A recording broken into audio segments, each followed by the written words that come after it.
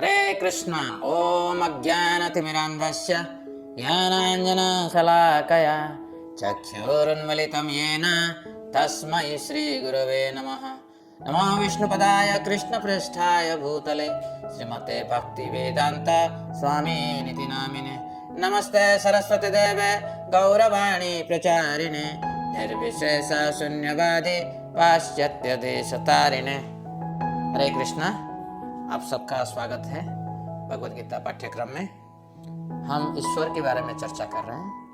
भगवद गीता की 5 विषय वस्तु की पहला जो विषय वस्तु है ईश्वर, उसके बारे में चर्चा कर रहे हैं। और अभी तक हम ये चर्चा कर चुके हैं कि ईश्वर कैसे है, अनुभविक प्रमाण द्वारा हम जान सके, यानी कि स्वयं हमारी सेंसरी परसेप्शन जो होता है, इंद्रिय की तरह जो अनुभूति होता है, उस अनुभूति से हम कैसे खुद महसूस कर सकें कि ईश्वर है। और उसके लिए हमने दिखाया कि परफेक्ट डिजाइन यानी कि संपूर्ण संरचना, परफेक्ट ऑर्डर, संपूर्ण क्रम और परफेक्ट मेंटेनर, संपूर्ण पोषण और पालक करता, और लॉ ऑफ कर्म की नियम। हम सब कर्म करते हैं मगर कभी नहीं सोचते हैं कि जब हम कर्म करते हैं उसकी फल भी हमें भुगतना पड़ता है। कर्म की एक रिएक्शन होती है। और ये सब चर्चा में हमने ये बताया कि सृष्टि को देखकर सृष्टा के बारे में ज्ञान होना चाहिए। हम जन्म होने के पहले सारे सृष्टि की संरचना के पहले सृष्टा की आवश्यक है।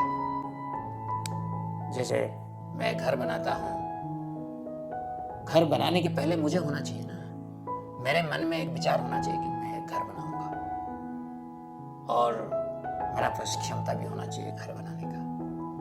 ऐसे ही सभी करोड़ों करोड़ों ब्रह्मांड, भौतिक और आध्यात्मिक जगत जो है, इस सब की सृष्टा एक है, और उस सृष्टा के बारे में जानना चाहिए। वो सृष्टा ईश्वर है, भगवान है, और उनके नाम भी है, उसके बारे में हम चर्चा करेंगे बाद में। भगवान की अस्तित्व है, इसलिए आप भगवद गीता पाठ्यक्रम में पंजीकरण किए हैं। तो फिर भगवान के बारे में अनुभूति के द्वारा, प्रमाण के द्वारा क्या हम पूर्ण रूप से जान सकते हैं? इसकी चर्चा शुरू करते हैं। पिछले अध्याय में कई अनुभविक प्रमाणों की सहायता से ये समझा गया है कि भगवान की अस्तित्व है, किंतु केवल ये जानने से कि भगवान का अस्तित्व है हमें भगवान की जानकारी नहीं मिलती। वे कहाँ हैं, वे क्या करते हैं, इस सृष्टि का क्या कारण है, अनुभविक प्रमाणों से इन सभी प्रश्नों का उत्तर नहीं मिलता। तो फिर भगवान को जानने का क्या तरीका है? दिव्य साक्षात्कार ही इसका एकमात्र तरीका है। यानी कि भगवान जो हैं दिव्य हैं, और हमारा जो प्रयास होता है वो भौतिक प्रयास होता है, यानी कि भौतिक इंद्रियां द्वारा, भौतिक मन द्वारा, भौतिक ज्ञान द्वारा हम दिव्यता को पकड़ नहीं पाएंगे। तो इसलिए भगवान को जानने के लिए हमें दिव्य अनुभूति होना चाहिए। तो भगवान स्वयं दिव्य रूप से हमारी दिव्यता के अंदर अपने आप को प्रकट कर सकते हैं। इसको कहते हैं दिव्य साक्षात्कार। यानी कि मैं आत्मा हूं, मैं दिव्य हूं, और मेरा दिव्यता के अनुभूति के अंदर भगवान अपना दिव्यता को प्रकट कर लेते हैं। इसको कहते हैं दिव्य साक्षात्कार। इस संदर्भ में श्रील प्रभुपाद एक बहुत ही उपयुक्त दृष्टांत देते हैं कि कोई अपने पिता के बारे में कैसे जानता है। इसका आधार केवल माँ है। जैसे कि माँ ही केवल पिता का परिचय देती है, ऐसे ही केवल दिव्य साक्षात्कार द्वारा ही हम भगवान को यथारूप जान सकते हैं। यानी कि भगवान को जानने के लिए एक योग्यता होना चाहिए। क्या योग्यता होना चाहिए? ना मेरा पास वो क्षमता होना चाहिए दिव्यानुभूति के लिए। तो जैसे कि आजकल कोई भी कह देता है अरे भगवान है तो दिखा दो, कैसे दिखा दें? आपके पास योग्यता क्या है भगवान को देखने के लिए? तो हमारी अंदर दिव्य अनुभूति के लिए क्षमता होनी चाहिए। दिव्यानुभूति के लिए क्षमता के लिए हमें बहुत सारे व्यवहारिक आचारों को और विचारों को अपनाना पड़ेगा। जैसे कि मांस, मछली, अंडे नहीं खाना चाहिए, उससे दिव्यानुभूति नहीं हो सकती है। वो खाने से मादक द्रव्य सेवन नहीं करना चाहिए, अवैध स्त्री संग नहीं करना चाहिए, और द्वित क्रीड़ा या असाधु आचरण नहीं करना चाहिए। ये सब पाप कर्म में अगर हम लिप्त रहते हैं तो दिव्यानुभूति कभी नहीं हो सकती है। तो दिव्य साक्षात्कार कैसे होता है? कुछ तो प्रोसेस होगा, प्रक्रिया होगा। दिव्य साक्षात्कार ऐसी प्रक्रिया है जिससे चीजें स्वयं प्रामाणिक हो जाती हैं। ये 4 प्रकार से हो सकता है। पहला है पवित्र ग्रंथ। पवित्र ग्रंथों के माध्यम से भगवान का साक्षात्कार होता है। श्रीमद् भागवतम, भगवद गीता, रामायण, वेद, बाइबल, गुरु ग्रंथ साहिब, कुरान आदि कई प्रामाणिक पुस्तक हैं जो कि हमें भगवान के विषय में बताती हैं। ये दिव्य पुस्तकें मनुष्य द्वारा निर्मित नहीं है। ये पुस्तकें दिव्य साक्षात्कार द्वारा इस भौतिक जगत में अवतरित होती है। अतः भगवान शास्त्रों के माध्यम से स्वयं के विषय में बताते हैं। जैसे हम भगवद गीता के बारे में जानना चाहते हैं, और ये भगवद गीता स्वयं भगवान की मुख निसृत वाणी है, इसलिए इसको कहते हैं भगवद गीता। भगवान का संगीत, भगवान का मुख निसृत संगीत, यह है भगवद गीता। तो ये जो पवित्र ग्रंथ हैं, जैसे कि आज सुबह हम पढ़ रहे थे रामायण के बारे में।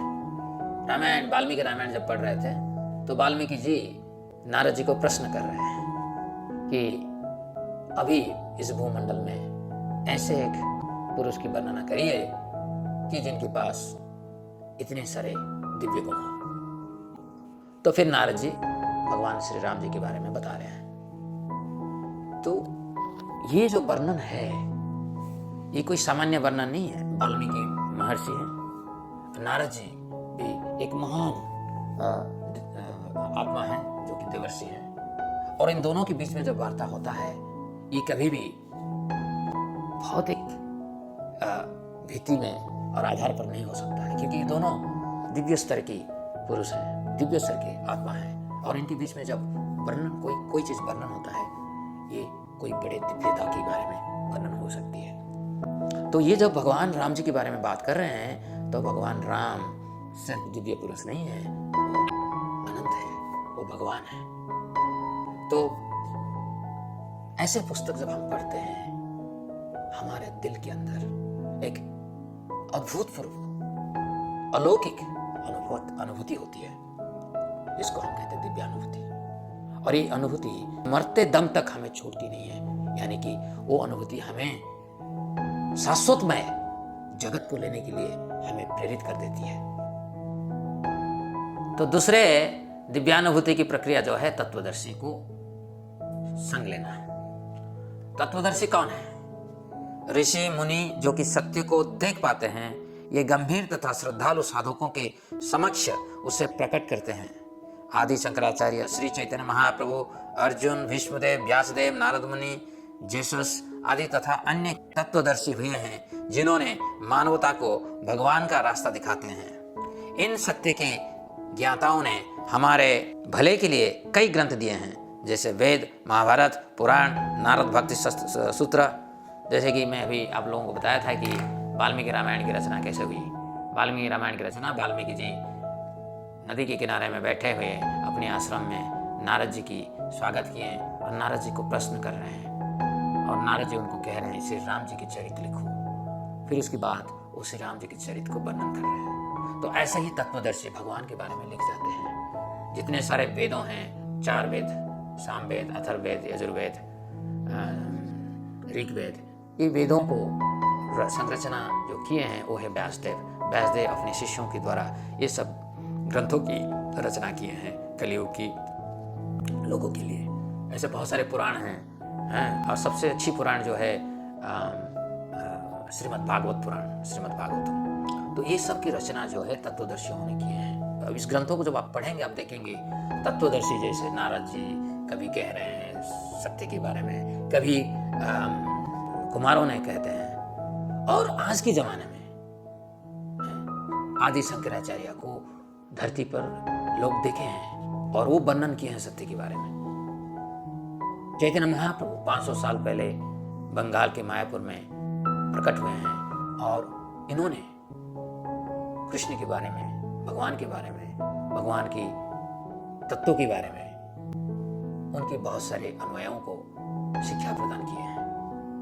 और मेरा जो शिक्षा प्राप्ति हुई है ये शिक्षा आया है श्रील प्रभुपाद जी से, और श्रील प्रभुपाद जी एक साक्षात तत्वदर्शी हैं। इन्होंने बहुत सारे दिव्य ग्रंथों को लिखे और अपने शिष्यों को शिक्षा दिए। तो ऐसे ही तत्वदर्शी हर समय पर इस धरती पर आते हैं और हमें सही रास्ता दिखाते हैं दिव्यानुभूति के लिए। और मैं जो आप लोगों को भगवद गीता के बारे में कह पा रहा हूँ ये स्वयं श्रील प्रभुपाद जी की अशेष कृपा की वजह से हो रहा है। भगवान के अवतार ये है तीसरा दिव्यानुभूति। परम भगवान श्री कृष्ण समय समय पर अपने कई सुंदर अवतारों जैसे कि भगवान राम, भगवान नरसिंह, भगवान वराह, भगवान परशुराम, भगवान बुद्ध के रूप में मानवता को अपनी ओर आकर्षित करने के लिए इस दुनिया में अवतरित होते हैं। उनके अवतरण के स्थान जैसे कि वृंदावन, अयोध्या, जगन्नाथपुरी, कुरुक्षेत्र, बराह क्षेत्र और तिरुमला पर्वत हमें उनकी दिव्य लीलाओं के बारे में स्मरण कराते हैं। ये सभी क्षेत्र आध्यात्मिक पारस पत्थर के समान है जो कि भगवान के भक्तों में भगवत प्रेम उत्पन्न करते हैं। तो भगवान के अवतार हुआ है कैसे पता चलता है? कम से कम जो भारतवर्ष में जन्म लिए हैं उनको तो कोई संदेह नहीं, शंका नहीं होना चाहिए, क्योंकि इस धरती पर अयोध्या है जहाँ पे भगवान राम के प्रकट हुआ है, इस धरती पर वृंदावन है जहाँ पे भगवान कृष्ण के प्रकट हुआ है।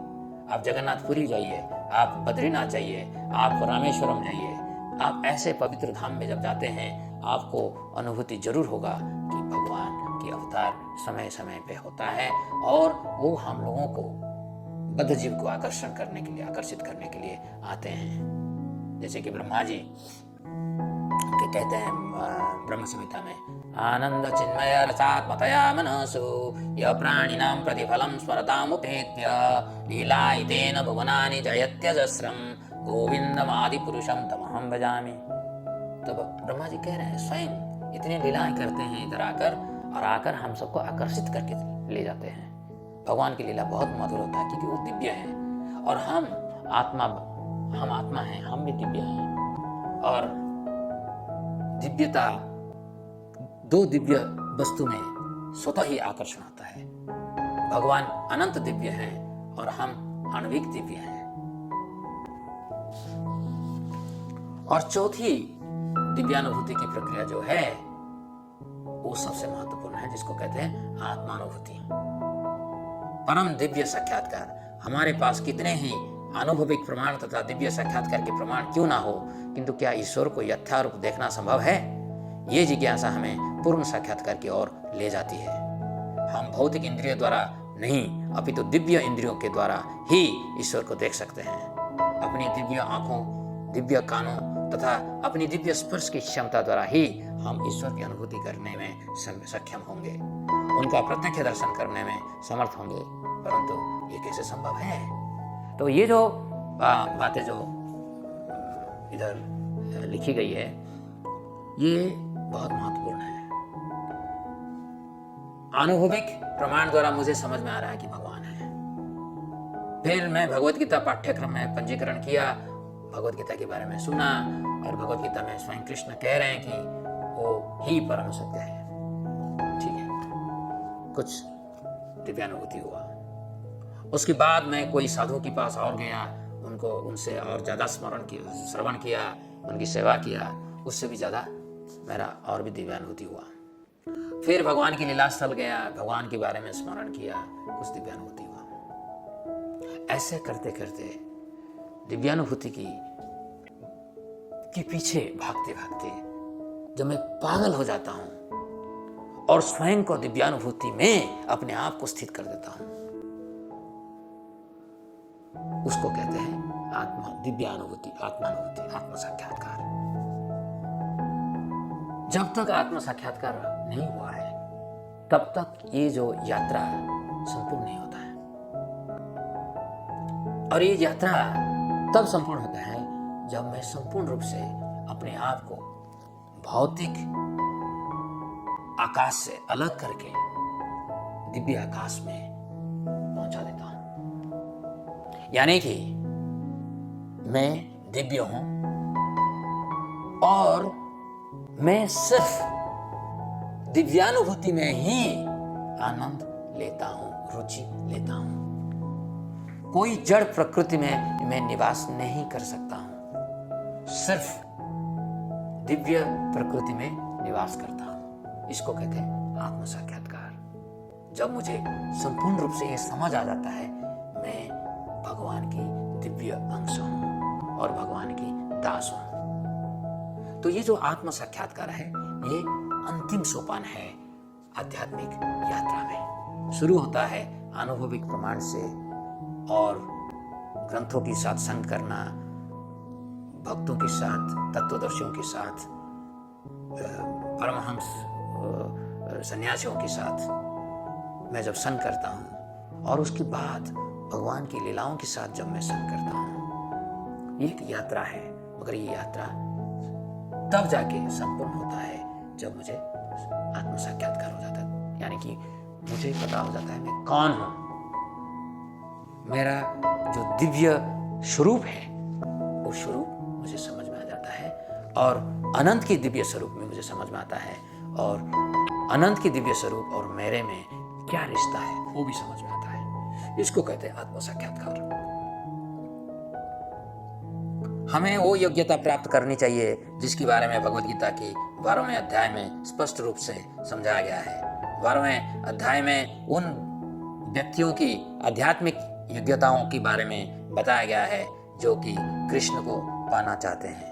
सत्य की खोज करने वाले व्यक्ति जब भगवान की प्रेममयी भक्तिमयी सेवा में लगता है तब वो भगवान की कृपा को प्राप्त करता है। अंततः यह गुरु तथा कृष्ण की दिव्य कृपा है जो कि उस साधक को कृष्ण के प्रत्यक्ष दर्शन में समर्थ बनाती है। यानी कि जब आत्मा साक्षात्कार होता है तो मैं कृष्ण को अपने दिल में बिठाकर दर्शन करता हूँ। उस समय भगवान और मेरे में कोई अंतर नहीं होती है, कोई दूरी नहीं होती है। मैं भगवान की निमित्त बन जाता हूँ। भगवान मुझे जैसे काठपुतली जैसे इस्तेमाल करते हैं मैं ऐसे ही अपने आप को नियोजित कर देता हूँ और उसमें जो दिव्यानंद मिलता है वो उसकी कोई उसकी सीमा नहीं है। एक कहानी के साथ हम समाप्त करते हैं इस चर्चा कि भगवान को जानने के लिए जो दिव्यानुभूति है कैसे एक छोटा सा बालक, नन्हा सा बालक ने इसको प्राप्त किया था।